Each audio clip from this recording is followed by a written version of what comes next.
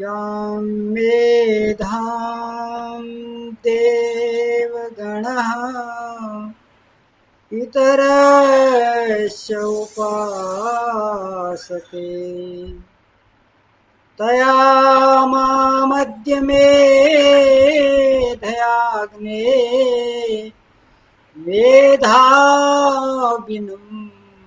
कुरु स्वाहा।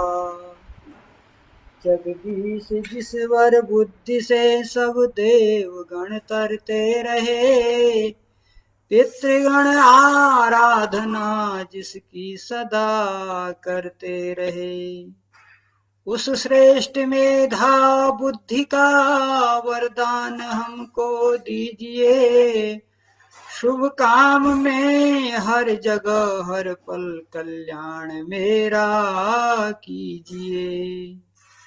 ओम शांति शांति शांति। धर्म प्रेमी सज्जनों, सादर नमस्ते। आज हम चिंतन करते हैं आत्मा के बारे में। संसार में तीन अनादि तत्व हैं। एक ईश्वर जिसने संसार को बनाया है, दूसरी हम और आप समस्त आत्माएं जिसके लिए संसार बनाया गया है, और तीसरी वह प्रकृति मैटर जो संसार बनाने का सामान है, सामग्री है। सज्जनों, परमात्मा अपने आप में पूर्ण है क्योंकि वह सर्वज्ञ है, और प्रकृति भी अपने आप में पूर्ण है क्योंकि वह जड़ है। तो प्रकृति अज्ञानता के कारण पूर्ण है और परमात्मा ज्ञान के कारण पूर्ण है। अगर अपूर्णता किसी में है तो वह है जीवात्मा,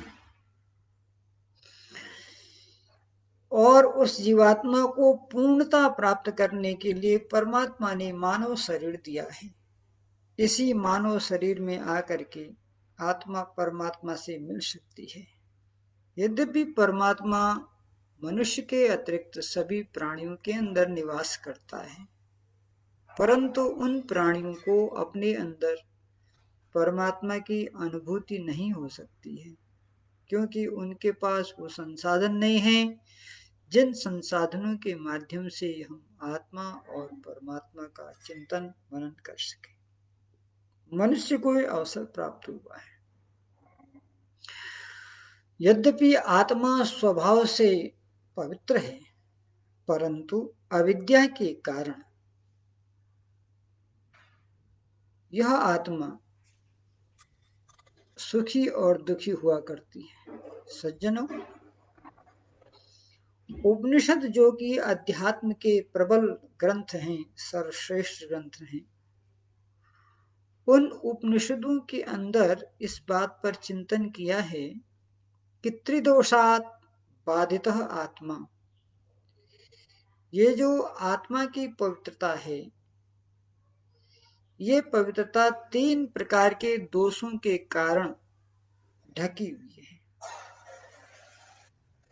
अपने स्वरूप को प्रस्तुत नहीं कर पाती है। मनुष्य को संपूर्ण जीवन में ब्रह्मचर्य, तप और श्रद्धा के साथ इन तीन दोषों को हटाना है, जिससे कि उसे आत्मा का साक्षात्कार हो सके। आत्मा का साक्षात्कार होते ही परमात्मा का भी साक्षात्कार हो जाता है, क्योंकि आत्मा और परमात्मा दोनों हृदयाकाश में मित्र की भांति रहते हैं, सखा की भांति रहते हैं, और दोनों एक ही स्थान पर रहते हैं। तो इसलिए आत्म साक्षात्कार से ही परमात्मा साक्षात्कार संभव हो जाता है। क्यों? क्योंकि आत्मा में दो गुण हैं, सत और चित, और परमात्मा में तीन गुण हैं, सच्चित और आनंद। यानी कि आनंद का अभाव है आत्मा के पास, परंतु वह सत और चित इन दो गुणों को भी न तो जानता है न व्यवहार में लाता है।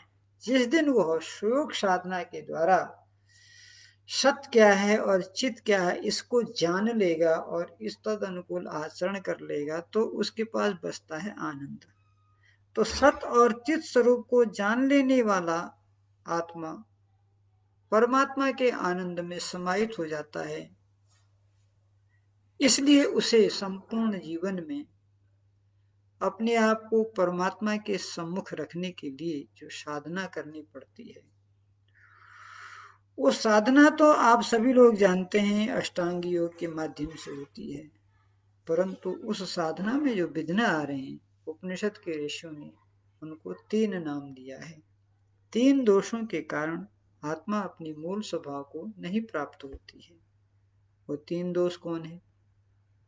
पहला है मल, दूसरा है विक्षेप और तीसरा है आवरण। मल, विक्षेप और आवरण से आत्मा का प्रकाश दबा रहता है। किस तरह से दबा रहता है? जैसे बादलों से सूर्य दब जाता है, ढक जाता है। जैसे दर्पण में धूल पड़ जाती है, दर्पण में अगर धूल हो तो हमारा जो चेहरा है उसका प्रतिबिंब साफ नहीं दिखाई देता है। या जैसे जल के ऊपर काई पड़ जाए, आप किसी ऐसे जलाशय में जाओ जिसके ऊपर काई बहुत पड़ी हो तो उस जलाशय में आपका प्रतिबिंब नहीं दिखेगा। और एक उदाहरण और देते हैं, जैसे गर्भ में झिल्ली में शिशु रहता है, ठीक इसी प्रकार से इन 3 दोषों के कारण आत्मा अपने पवित्र स्वभाव को प्रस्तुत नहीं कर पाती या जीवात्मा अपने उस स्वरूप को नहीं देख पाता। तो इन 3 दोषों के नाम मैंने बताया। पहला दोष है मल, दूसरा दोष है विक्षेप, तीसरा है आवरण। अब विचार करते हैं मल क्या है। मल कहते हैं मन की अपवित्रता को। इसलिए वेदों में प्रार्थना आती है, तन्मे मनो शिव संकल्पम अस्तु, हे परमात्मा मेरा जो ये मन है ये अच्छे संकल्पों वाला हो, इसमें सुंदर विचार पैदा हो। आप कहते हैं ना, मन के हारी हार है, मन के जीते जीत। तो ये मन जो है वो अपवित्र होता है और इस कारण आत्मा का पवित्र स्वरूप इसको नहीं दिखाई देता है, क्योंकि मन ही माध्यम है आत्मा के प्रकाश को अनुभव करने का। संसार में प्रत्येक वस्तु के अनुभव करने के केंद्र बिंदु अलग अलग हैं। साधारण भाषा में कहते हैं ना, देखना, आंखों से देखना। आंख किसको देखते हैं? रूप को। तो देखने का मतलब अनुभव, नेत्रों को रूप का अनुभव होता है। अब शब्द को देखना है तो देखने का मतलब अनुभव, तो शब्द का अनुभव कानों के द्वारा होता है। उसी प्रकार से गंध का हमको अनुभव करना है तो नासिका के माध्यम से होना है। कोई वस्तु शीत है या गर्म है या अति उष्ण है या अति शीतोष्ण है, तो इसका पता हमको कैसे लगता है? त्वचा के द्वारा अनुभव हुआ। इसी प्रकार से परमात्मा आनंद स्वरूप है, इसका जो अनुभव होगा हमें मन से होगा। तो वह मन जब अपवित्र हो जाता है तो न तो वो आत्मा के प्रकाश को जान पाता है और न परमात्मा के प्रकाश को। तो उसमें अपवित्रता का पहला कारण क्या है? मन। मल माने मन की अपवित्रता। अब कैसी है मन की अपवित्रता, जरा इसको समझने का प्रयास करें। दूसरों के प्रति उपेक्षा का भाव, अनादर का भाव या दूसरों की हिंसा करने की इच्छा, दूसरों की हानि करने की भावना जब मन में आती है तो उस समय मन अपवित्र हो जाता है। और ये इच्छा साधारण व्यक्ति की तो बात ही नहीं, बड़े बड़े असाधारण लोग जो विद्वान होते हैं, महात्मा होते हैं, तपस्वी होते हैं, ऐसे लोगों के मन में भी ये मल आ जाता है। अब इसका एक छोटा उदाहरण आप देखिए। कोई निर्धन आदमी किसी धनवान के पास धन मांगने गया, तो लोगों ने कहा, भाई आप उसके पास धन मांगने क्यों जाते हो? तो उसने कहा, वो धन पशु है इसलिए जाते हैं। अब उससे धन भी ले रहा है और उसको धन पशु भी कह रहा है। तो ये जो दूसरे के अहित की भावना है, इसको कहते हैं मल। ये पहला दोष है। दूसरा दोष है विक्षेप। विक्षेप का अर्थ है मन की चंचलता। चंचलता क्या है? कोई एक वस्तु आपको प्राप्त हो गई तो ये मन वहां पर शांत नहीं होता है, फिर उसके आगे की सोचने लगता है। जैसे किसी व्यक्ति को 100 रुपये उपलब्ध हो गए तो वो सोचता है 200 मिल जाए, 200 वाला सोचता है 400 मिल जाए, 400 वाला 500, 1000, लाख, करोड़। इस प्रकार से इच्छाएं बढ़ती चली जाती हैं और इच्छाओं के बढ़ने से मन चंचल होता है, एक लक्ष्य पर टिकता नहीं है, अनेकों प्रकार की कामनाओं में भ्रमण करता रहता है। तो जब मन चंचल हो जाता है तो उसे आत्मा का वो पवित्र स्वरूप प्रत्यक्ष नहीं हो पाता है। तीसरा है आवरण। आवरण का अर्थ होता है अविद्या और अज्ञान, जिसके बारे में महर्षि पतंजलि महाराज ने विस्तार से लिखा है। सही ज्ञान न होना, मिथ्या ज्ञान, संदेहास्पद ज्ञान, इसको या शब्द ज्ञान, तत्व ज्ञान नहीं है। जब तक तत्व ज्ञान नहीं होता तब तक आवरण रहता है। तत्व ज्ञान होते ही संदेहास्पद ज्ञान, शब्द ज्ञान, संशयात्मक ज्ञान, मिथ्या ज्ञान हट जाता है और विद्या आ जाती है। तो मल, विक्षेप और आवरण, ये जो तीन प्रकार के दोष हैं, ये कैसे दूर होते हैं? तो मल तो दूर होता है परोपकार से, यानी आपके मन में परोपकार की भावना हो। जो अपने लिए किया जाता है उसे कार कहते हैं, जो दूसरों के लिए किया जाता है भलाई का काम, वो परोपकार है। परोपकार करने से मल नष्ट होता है। हम जो कुछ भी हमारे पास है हम उसको दूसरों के लिए अर्पित करें तो मन में पवित्रता के भाव आ जाते हैं।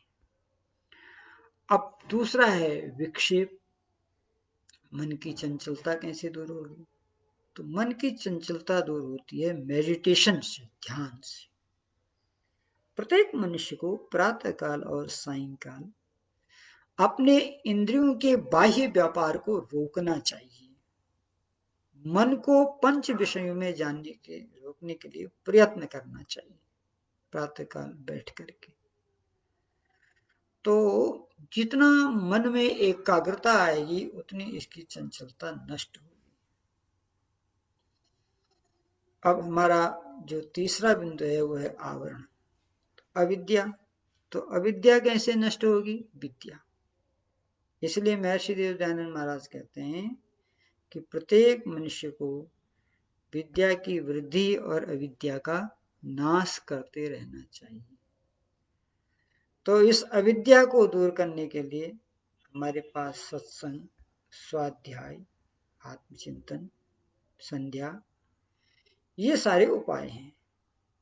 तो इन उपायों को जब हम करेंगे तो हमारा मल, विक्षेप और आवरण नष्ट हो जाएगा। और जिस क्षण हमारा मल, विक्षेप और आवरण नष्ट हो जाएगा, उसमें जो हमारी आत्मा का मूल स्वभाव पवित्रता है उसको हमको प्रत्यक्ष अनुभव में आएगा। और जिस क्षण वह प्रत्यक्ष अनुभव में आ जाएगा तो फिर आनंद देने के लिए परमात्मा ने हमको यहाँ भेजा ही है कि हम प्रकृति के संसाधनों का सदुपयोग करते हुए अपने सत स्वभाव और चित्त स्वभाव को जानते हुए और आनंद को प्राप्त कर लें। इस प्रकार जब मल, विक्षेप और आवरण तीनों नष्ट हो जाएंगे, अब ये कोई एक दो दिन में नष्ट नहीं होंगे, इसके लिए परम पुरुषार्थ की आवश्यकता है। पुरुषार्थ नहीं जिस नर में वो नर पुरुषाकार है। पुरुषार्थ रहित इस जीवन को शत शत बार धिक्कार है। इसलिए पुरुषार्थ करें। नर हो न निराश करो मन को, कुछ काम करो कुछ काम करो, जग में रहकर कुछ नाम करो। समझो न अलभ्य किसी धन को, नर हो न निराश करो मन को। प्रभु ने तुमको कर दान दिए, सब वांछित वस्तु विधान किए। तुम प्राप्त करो उनको न हो, फिर है यह किसका दोष कहो। नर हो न निराश करो मन को, कुछ काम करो कुछ काम करो, जग में रहकर कुछ नाम करो। तो मल विक्षेप और आवरण को नष्ट करने के लिए पुरुषार्थ करें, अष्टांग योग का पालन करें। हर जगह मौजूद है पर नजर आता नहीं, योग साधन के बिना कोई उसे पाता नहीं। इसलिए हम नित्य योगाभ्यास करते रहें, मल विक्षेप आवरण को नष्ट करके आत्मा और परमात्मा का साक्षात्कार करें, तो हमारा मानव जीवन सफल हो जाएगा। आपका बहुत बहुत धन्यवाद। इत्युम शम।